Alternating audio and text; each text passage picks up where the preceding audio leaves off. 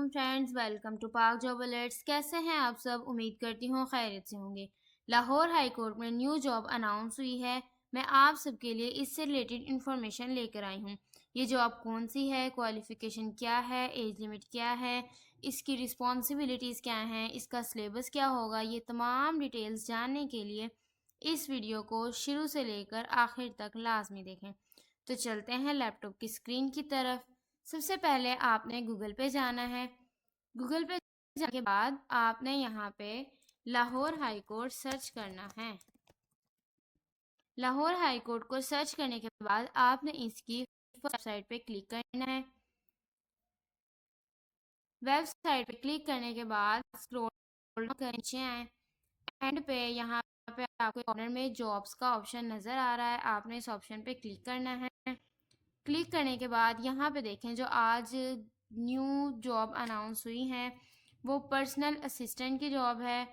Scale जो है वो 18 है, तो जब स्केल 18 है तो इसकी सैलरी भी अच्छी खासी होगी। यहाँ पे अब हम इसके एडवर्टाइजमेंट की तरफ चलते हैं कि इसमें मैं आपको इसकी क्वालिफ़िकेशन के बारे में, इसकी रिस्पॉन्सिबिलिटीज़ के बारे में, इसमें कौन कौन सी चीज़ें ज़रूरी हैं, किस तरह से अप्लाई करना है, सारा तरीका सारा कुछ मैं इसमें डिस्कस करूँगी। ये है एडवर्टाइजमेंट। तो सबसे पहले जॉब टाइटल है पर्सनल असिस्टेंट और 18 ग्रेड की 18 स्केल की ये जॉब है। ओपन मेरिट की 46 सीट्स हैं, माइनॉरिटी कोटा की 2 हैं, पर्सनल स्पेशल पर्सन की 1 है। टोटल जो है वो 49 सीट्स हैं इसकी। क्वालिफिकेशन देखते हैं। ग्रेजुएशन आपकी होनी चाहिए सेकंड डिवीज़न में कम से कम from any university institute recognized by the H E C से रिकॉग्नाइज किसी भी इंस्टीट्यूट से, ठीक है। नेक्स्ट आपकी शॉर्ट हैंड और टाइपिंग स्पीड जो है वो ये 110 और ये 50 वर्ड्स पर मिनट होनी चाहिए। नेक्स्ट है सर्टिफिकेट इन माइक्रोसॉफ्ट ऑफिस। अब सर्टिफिकेट के नाम को देखिए आपने कंफ्यूज नहीं होना। आप जब आईटी का यानी माइक्रोसॉफ्ट ऑफिस का कोर्स करते हैं ना तो उसका आपको एक डिप्लोमा मिलता है, ये सर्टिफिकेट मिलता है, वो आपके पास होना लाजमी है। Proficiency in Urdu and English, इसका आपका इंग्लिश और उर्दू में भी दोनों में टेस्ट हो सकता है, होगा। नेक्स्ट बात करते हैं इसके एक्सपीरियंस की। तो आपके पास 3 साल का एक्सपीरियंस होना चाहिए इस जॉब से रिलेटेड। मेल्स के लिए जो एज लिमिट है वो 35 ईयर्स है और फीमेल्स के लिए एज लिमिट 38 ईयर्स है। क्लोजिंग डेट तक अगर आपकी एज इतनी है या इससे कम है तो आप इसके लिए एलिजिबल हैं, आप इसके लिए अप्लाई कर सकते हैं। नेक्स्ट अब हम इसकी रिस्पॉन्सिबिलिटीज़ को देखते हैं, इंस्ट्रक्शंस वगैरह को पढ़ते हैं कि किन किन चीज़ों को फॉलो करके हमें इसके लिए अप्लाई करना है।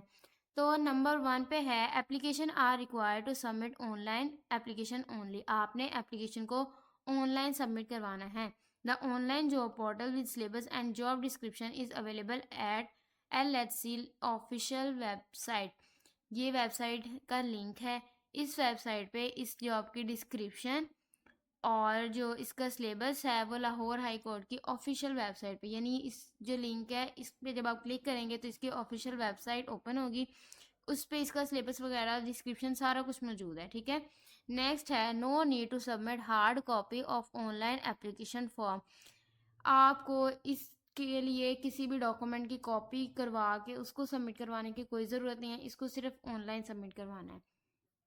सेकेंड वाला पॉइंट है the general age relaxation in upper age limit is already included for all the candidates as permissible under government of the Punjab ascent gets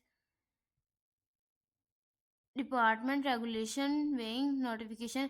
इसमें उन्होंने ये बताया हुआ है कि आपकी जो एज लिमिट है ना वो ऊपर हमने बता दी है। No age relaxation shall be, मतलब ये इस पूरे पॉइंट का मतलब ये है कि जितनी एज लिमिट है ना वो आपको यहाँ पे उन्होंने बता दी है। इसके अलावा आप ये नहीं सोच सकते कि आपको इसमें और जो है वो एज की रिलैक्सेशन मिल जाएगी, तो ऐसा नहीं है।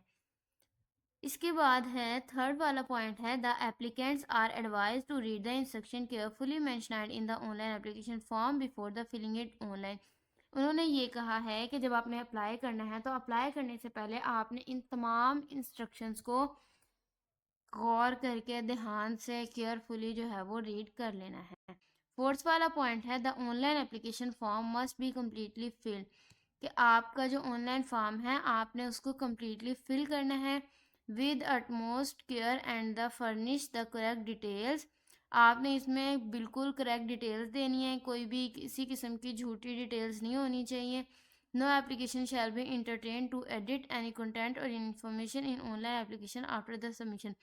आप जब एक दफ़ा फॉर्म को फिल करके उसको सबमिट कर देंगे ना, उसके बाद आप इसमें किसी भी तरह की कोई भी तब्दीली नहीं कर सकते। Incomplete application will B reject fourth with.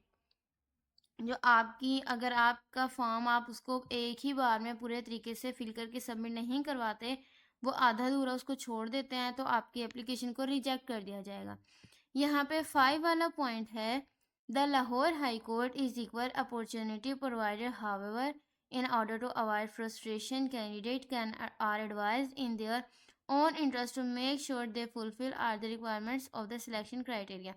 उन्होंने ये कहा है कि इसमें जो भी अप्लाई करेंगे ना उनको बराबर के जो है वो हकूक दिए जाएंगे। ये नहीं है कि मतलब जो सिफारिश या रिश्वत वाला सीन है, इस तरह का कुछ भी नहीं होगा।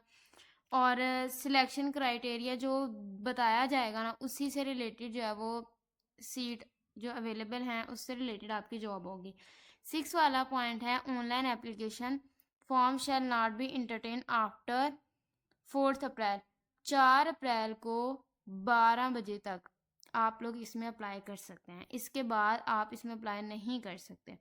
नेक्स्ट है, the applicant shall be deposit are non refundable processing fee of 3000 in an account title human resource. आप लोगों ने ना पता है क्या करना है, 7 वाले पॉइंट में उन्होंने आपको ये बताया है कि इस एप्लीकेशन के लिए आपने 3000 रुपये जो है इसकी फ़ीस है जो आप लोगों ने जमा करवानी है। ये उन्होंने आप लोगों का अकाउंट नंबर बता दिया है और ये नीचे बोल्ड करके टाइटल बता दिया है। एमसीबी बैंक में आपने इसको फिल करवाना है। उसमें आपने कैंडिडेट का नेम होना चाहिए, कैंडिडेट का सीएनआईसी होना चाहिए, जॉब टाइटल ये वाला टाइटल आपने लिखना है, जॉब कोड आपने लिखना है और मोबाइल नंबर। अब जॉब कोड को लेके परेशान नहीं होना कि जॉब कोड क्या है, ये यहाँ पे लिखा हुआ है G128। नेक्स्ट है, फ़ी सबमिट के लिए उन्होंने कुछ आपको इंस्ट्रक्शंस दी हुई हैं, वो भी पढ़ लेते हैं। No application will be entertained without, और एक चीज़ मैं आपको इम्पोर्टेंट बता दूं कि यहाँ पे इन्होंने ये नॉन रिफंडेबल का वर्ड यूज़ किया है। इसका मतलब ये है कि आप ये जो 3000 जमा करवाएंगे ना, ये किसी सूरत में आपको वापस नहीं मिलेंगे। नेक्स्ट है, no application will be entertain without depositing application fee. जब तक आप अपनी फीस सबमिट नहीं करवा देते आपकी जो एप्लीकेशन है वो सबमिट नहीं होगी। Mentioning of deposit slip number in the online application form is mandatory. Slip number भी जो है वो उसमें आपने लिखना है। Duplicate use of one deposit slip if any postal share, मतलब ये नहीं होना चाहिए कि आपने अगर कहीं और 3000 या वो इस अकाउंट में या इस नंबर पे जमा करवाया तो आप उसी स्लिप को इसके लिए यूज़ कर लें। अभी तो ये है ना कि इसमें ये एक ही जॉब अनाउंस हुई है। ये पॉइंट तब इनका बनता था जब 2 से ज़्यादा वो पोस्ट अप्लाई मतलब जॉब्स वैकेंसीज होती कि अलग अलग वो जॉब टाइटल होता कि दो, अगर आप दोनों के लिए अप्लाई कर रहे हैं तो उसके लिए आपने एक स्लिप को यूज़ नहीं करना, अलग-अलग स्लिप को यूज़ करना है। नेक्स्ट है, candidate will only be allowed to appear in the test interview on the production of original deposit slip, failing she will lose। आपने जब, आपको एक चीज़ बता दूँ, बहुत से स्टूडेंट्स ने पहले भी ये गलती की थी लाहौर हाई कोर्ट में जॉब जब अनाउंस हुई हैं कि उन्होंने जो फ़ीस जमा करवाई है ना उसकी जो रिसिप्ट मिलती है ना, यानी जो रसीद मिलती है, उन्होंने उस रसीद को संभाल के नहीं रखा। आपने उस रसीद को संभाल के रखना है क्योंकि जब आप टेस्ट के लिए या इंटरव्यू के लिए जाएंगे तो उसकी रिक्वायरमेंट में एक ये भी होगी कि आपने उस स्लिप को उस टाइम उन्हें दिखाना है, अपने डॉक्यूमेंट्स के साथ उसे लेके जाना है। अगर आप उसको घुमा देते हैं तो जो है वो आपके लिए आपको मुश्किलात का सामना करना पड़ेगा। नेक्स्ट है, special person shall be exempted from payment. जो स्पेशल पर्सन है यानी जो डिसेबल हैं, जो माजूर हैं, उनके लिए कोई फीस नहीं है, वो ऐसे अप्लाई कर सकते हैं। नेक्स्ट है, candidate are required to provide postal address. Candidate ने अपना पोस्टल एड्रेस बताना है, वैलिड फंक्शन बताना, मतलब अपना पर्सनल मोबाइल नंबर देना है, अपनी ईमेल आईडी देनी है। ईमेल आईडी और फ़ोन नंबर आपका वो होना चाहिए जो 24 घंटे ऑन होता हो।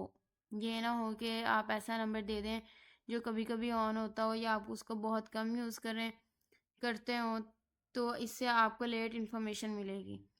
उसके बाद है 9 वाला पॉइंट है, interview test for the post will be conducted at the principal seat of Lahore high court at Lahore. इसका जो इंटरव्यू टेस्ट होगा, ये जो दूसरा टेस्ट है वो लाहौर में होगा। नेक्स्ट है, the candidate applying against the disable quota shall have to provide. मतलब जिन्होंने इस पूरे पॉइंट का मतलब मैं आपको वैसे समझा देती हूँ कि जो डिसेबल पर्सन है ना, यानी जो माजूर हैं, इसका एक सर्टिफिकेट होता है, एक पेपर होता है, उस पर लिखा होता है आपकी डिसेबिलिटी के बारे में, वो भी आपने साथ लेके जाना है।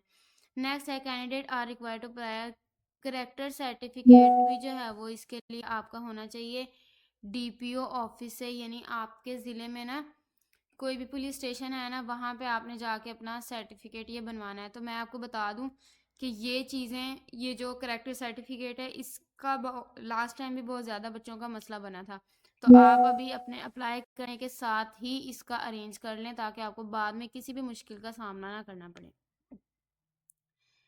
नेक्स्ट 12 वाला पॉइंट है, in service government employ can be submit. आपको ना मैं इसमें से जो इम्पोर्टेंट चीज़ें हैं ना वो करवा देती हूँ क्योंकि वीडियो काफ़ी लेंथी हो गई है। यहाँ पे है, इस पूरे पॉइंट में उन्होंने ये बताया कि अगर आप ऑलरेडी जो है वो गवर्नमेंट के सर्वेंट हैं, यानी आप गवर्नमेंट जॉब कर रहे हैं, तो आप इसमें फिर भी अप्लाई कर सकते हैं। जो गवर्नमेंट सर्वेंट होते हैं ना, उनके लिए ना एक एनओसी डॉक्यूमेंट का नेम है, वो उन्होंने बनवानी होती है जहाँ पे वो जॉब कर रहे हैं, और साथ उसको अटैच करना होता है। जिस अदारे में आप काम कर रहे हैं उससे उधर से बनवानी है, और जब आप अपने डॉक्यूमेंट्स को लेके जाएंगे साथ आपने उसे भी लेके जाना है। The application shall be rejected in the case of required information. अगर आपने जो इन्फॉर्मेशन अप्लाई करते वक्त दी है उसमें किसी भी किस्म की, मतलब वो आपने कुछ और दिया, और जब आप डॉक्यूमेंट्स लेके जाते हैं उसमें और आपने जो इन्फॉर्मेशन दी है उनमें अगर थोड़ी बहुत भी तब्दीली, मतलब उसमें अगर तब्दीली होती है, इनकरेक्ट होती है, गलत होती है, तो आपकी एप्लीकेशन को जो है वो रिजेक्ट कर दिया जाएगा। नेक्स्ट है, इसमें भी सेम यही चीज़ उन्होंने बताई हुई है।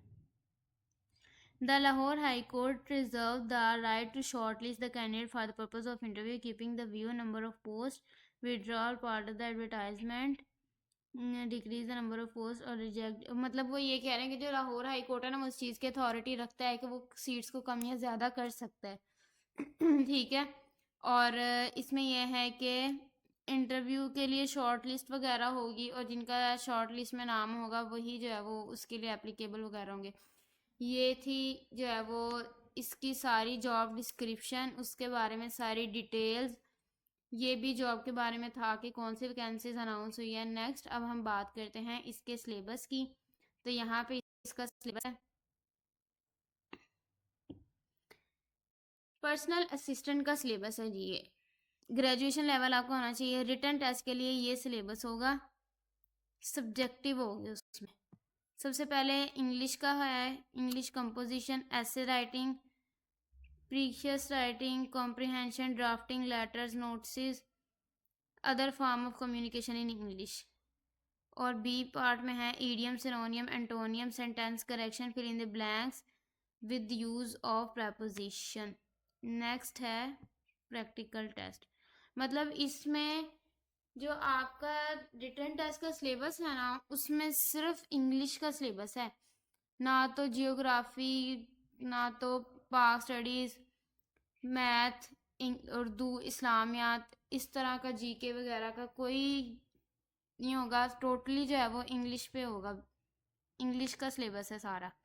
नेक्स्ट जो प्रैक्टिकल टेस्ट है, dictation of the two paragraph 1 form civil and the other form criminal cases for short hand and type speed at test. आपकी जो शॉर्ट हैंड और टाइपिंग स्पीड है वो 11, 110 और 50 वर्ड्स पर मिनट होनी चाहिए। ये जो 110 है ये मेरे ख्याल से शॉर्ट हैंड की है, और जो 50 है ये टाइपिंग स्पीड उन्होंने मांगी है। तो फ्रेंड्स ये थी आज की वीडियो पसंद आया तो लाइक करें, चैनल को सब्सक्राइब करें, ज़्यादा से ज़्यादा शेयर करें। अल्लाह हाफिज़, बहुत बहुत शुक्रिया, मिलते हैं नेक्स्ट वीडियो।